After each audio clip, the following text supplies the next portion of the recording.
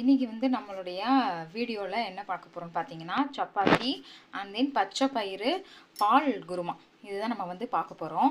இதுக்கு வந்து தேவையான இன்க்ரீடியன்ஸ் பார்த்தீங்கன்னா தேவையான அளவுக்கு பச்சை பயிரை ஊற வச்சு வச்சுருக்கேன். இது வந்து மிக்ஸி ஜாரில் போட்டு ஒரு சுற்றிக்கலாம். அப்புறம் வந்து பார்த்திங்கன்னா வெங்காயம், தக்காளி, காரத்துக்கு ஏற்ற பச்சை மிளகாய், இஞ்சி பூண்டு பேஸ்ட்டு இதுதான் வந்து நம்ம இன்றைக்கி வந்து யூஸ் பண்ண போகிறோம். அண்ட் தென் வந்து கடைசியாக வந்து பால் வந்து ஆட் பண்ணுறதுக்கு வந்து காய்ச்சி வச்சுருக்கேன். இந்த மாதிரி காய்ச்சின பால் வந்து எடுத்துக்கோங்க. சரி, இது எப்படி வந்து பண்ணலான்றதை பார்க்கலாம். ப்ளீஸ் வீடியோ பிடிச்சிருந்தா லைக் பண்ணுங்கள், சப்ஸ்கிரைப் பண்ணுங்கள் அண்ட் ஷேர் பண்ணுங்கள். வச்ச அந்த பச்சை பயிரை வந்து மிக்சியில் வந்து ஒரு சுற்றி எடுத்துக்கலாம். இதில் தேவையான அளவுக்கு எண்ணெய், தாளிப்புக்கு தேவையானது எல்லாத்தையும் நம்ம வந்து சேர்த்துடலாம். இதில் வந்து பார்த்திங்கன்னா கடுகு, ஜீரகம், சோம்பு, காரத்துக்கேற்ற காஞ்ச மிளகாய், கருவேப்பிலை போட்டு இதை வந்து பொரிய விட்டுறலாம். இப்போ அடுத்து வந்து இதில் வெங்காயம், தக்காளி வந்து நம்ம ஆட் பண்ணிக்கலாம்.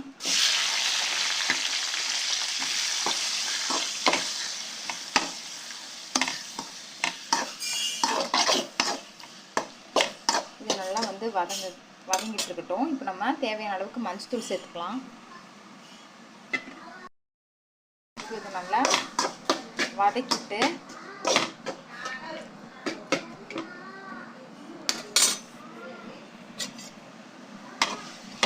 இது நல்லா வந்து வதங்கிட்டு இருக்கட்டும். மீடியம் ஃப்ளேமில் நம்ம அதுக்குள்ளே சப்பாத்திக்கு ரெடி பண்ணிக்கலாம்.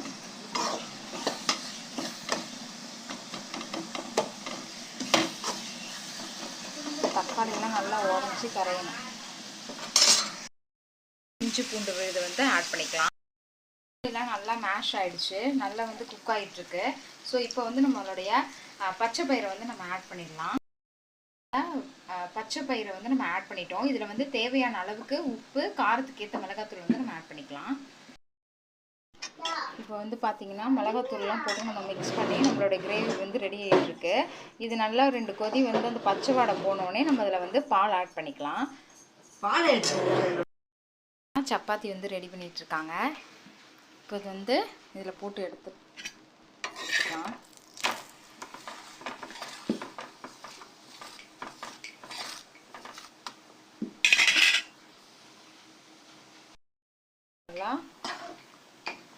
கொதிக்க ஆரம்பிச்சிருச்சு.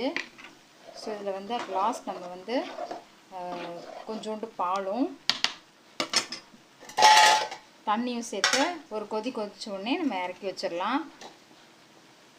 சூப்பரான மில்க் பச்சை பயிறு குருமா வந்து ரெடி ஆகிடுச்சுங்க சப்பாத்திக்கு. உங்கள் வீட்டில் வந்து செஞ்சு பார்த்துட்டு எப்படி இருக்குதுன்னு சொல்லுங்கள்,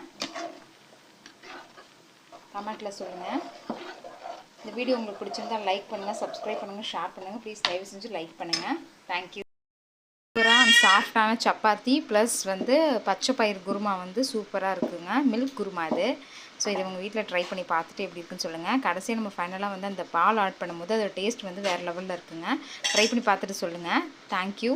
ப்ளீஸ் தயவு செஞ்சு லைக் பண்ணுங்கள், சப்ஸ்கிரைப் பண்ணுங்கள், ஷேர் பண்ணுங்கள்.